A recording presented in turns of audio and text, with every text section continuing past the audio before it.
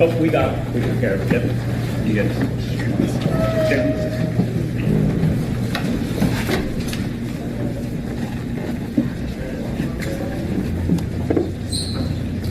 All right. Please be seated.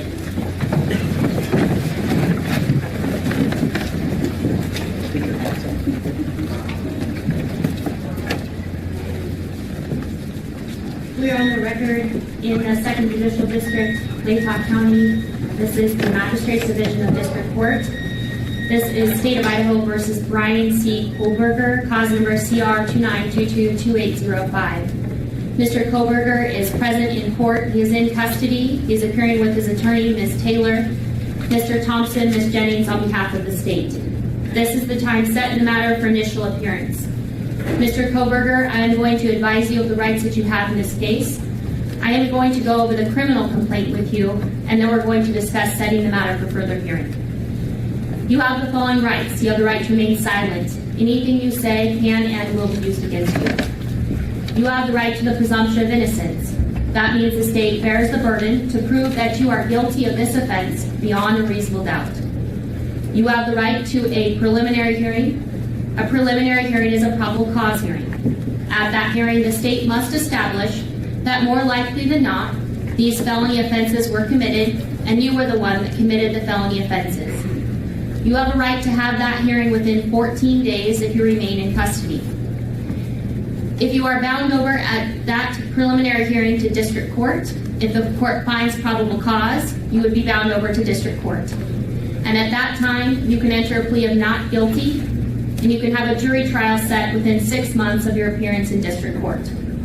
At both your preliminary hearing and your jury trial, you have the right to confront and question any evidence or witnesses called against you. Call witnesses on your own behalf and compel witnesses to be present and testify at the state's expense. You have the right to be represented by a lawyer. If you cannot afford one, one could be appointed to represent you based upon your financial need. You also have the right to appeal any conviction in your case. Do you understand these rights? Yes. I am now going to go over the criminal complaint with you. Count 1 of the criminal complaint charges you with the felony offense of burglary. It alleges that the defendant, Bryan C. Kohberger, on or about November 13th of 2022 in Latah County, State of Idaho, did unlawfully enter a residence located at 1122 King Road, Moscow, with the intent to commit the felony crime of murder in violation of Idaho Code 18-1401 and 1403. The maximum penalty for that offense, if you plead guilty or are found guilty, is not less than 1 year in prison, no more than 10 years in prison, and or a $50,000 fine or both. Do you understand? Yes. Count 2 alleges that you committed the felony offense of murder in the first degree. It alleges that the defendant, Bryan C. Kohberger, on or about November 13th, 2022, in Latah County, State of Idaho, did willfully, unlawfully, deliberately, with premeditation, and with malice aforethought, kill and murder Madison Mogan, a human being, by stabbing Madison Mogan, from which she died, in violation of Idaho Code 18-4001, 4002, 4003, and 4004. The maximum penalty for this offense, if you were to plead guilty or be found guilty, is death or imprisonment for life. Do you understand? Yes. Count 3 alleges that you committed the felony offense of murder in the first degree.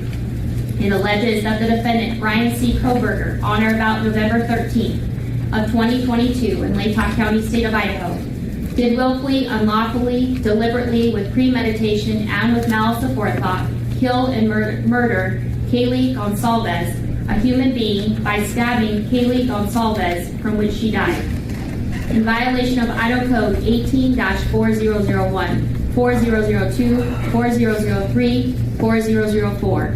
Again, the maximum penalty for that offense, if you plead guilty or are found guilty, is death and or imprisonment for life.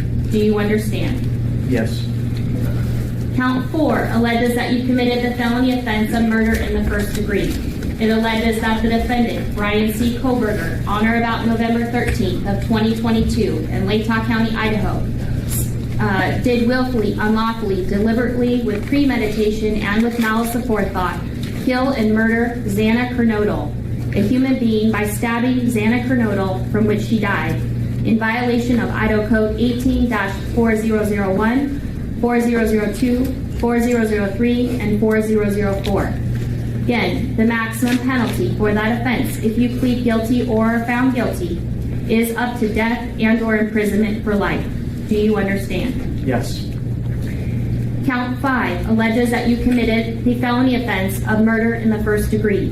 It alleges that the defendant, Bryan C. Kohberger, on or about November 13th of 2022, in Latah County, state of Idaho, did willfully, unlawfully, deliberately, with premeditation, and with malice aforethought, kill and murder Ethan Chapin, a human being, by stabbing Ethan Chapin, from which he died, in violation of Idaho Codes 18-4001, 4002, 4003, and 4004. And again, the maximum penalty for this offense, if you plead guilty or are found guilty, is up to death and imprisonment for life. Do you understand? Yes.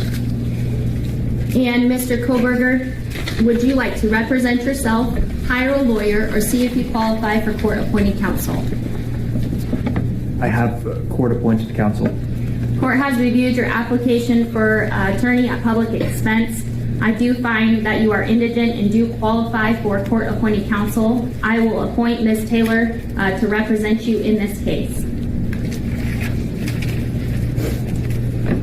Ms. Taylor, have you had an opportunity to speak with Mr. Kohberger about speedy preliminary hearing and setting this matter? Your Honor, I have. We would ask the court to set the status hearing in a week or two to make a final determination. Okay. And Mr. Thompson, Ms. Jennings, are in agreement with that? That's fine with the state, Your Honor.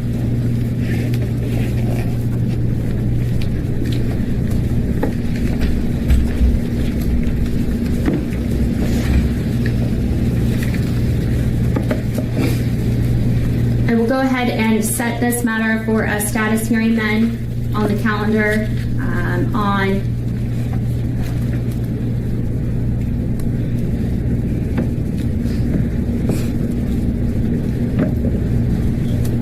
January 12th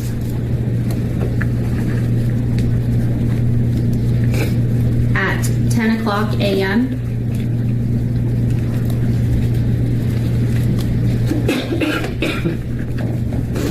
We will make sure notice is sent. And then, Ms. Taylor, do you wish to argue bail at this time? Your Honor, I would like to ask the court to consider setting a bond. Mr. Kohberger right now is on a no bond hold, but it's a limited request as I don't have enough information. We are new to the case. We haven't reviewed very much in the way of information about the case, and we have just begun our own work on the case. But we would want the court to know that Mr. Kohberger has a good family that stands behind him. And Mr. Thompson. The state's position is that Mr. Kohberger is not entitled to bond in this case. He can take certain charges, as is noted on the arrest warrant itself.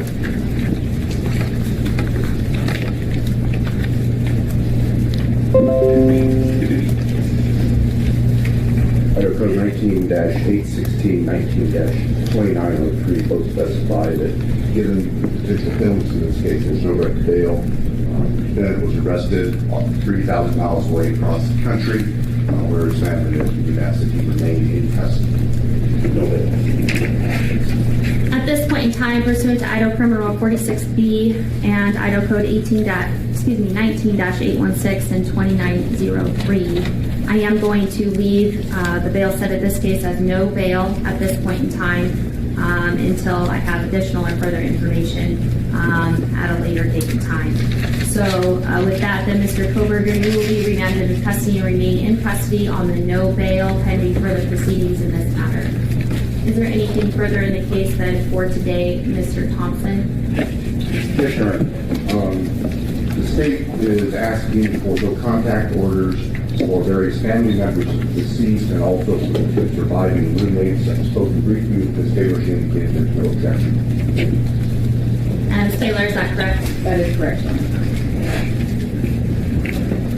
So I will go ahead and issue those no contact orders. So I do have a no contact order then for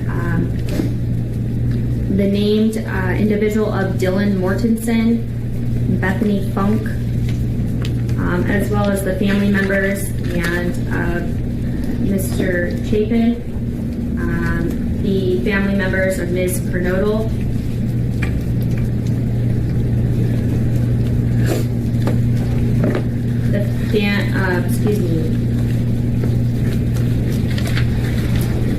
Mr. and Ms. Laramie, Mr. Mogan, Ms. Cheeley, and then a number of members of the Gonsalves family. Those specific names will certainly be provided to you, Mr. Kohberger, by way of being provided notice of these documents. You'll get a copy of these no contact orders. What you do need to be advised of and what will be in this no contact order is you are prohibited from having any contact with them whatsoever. You cannot contact them through third person in writing or by any electronic means. You cannot Facebook, Snapchat, Twitter, Instagram, use the phone to communicate with them or otherwise any form of communication in direct or indirectly with them. You cannot engage in any conduct that would harass, stalk, threaten, use, attempt to use, or threaten to use any physical force or violence upon them or place them in reasonable fear of bodily injury. Cannot go within or knowingly remain within 300 feet of their person or their home, workplace, or any other place where they might be. There are no exceptions to these orders, and if you do violate these orders, it is a new misdemeanor offense. It is punishable by up to a year in jail and or a $1,000 fine or both. At this point in time, due to being in the magistrate's division here, at this juncture, I am going to issue the no contact orders for a period of 2 years, and then if it needs to be modified or changed by additional judge, it can be done so at that time. Is there anything further, Mr. Thompson? No, Your Honor. Anything further, Ms. Taylor? No, Your Honor. All right, thank you. We are adjourned.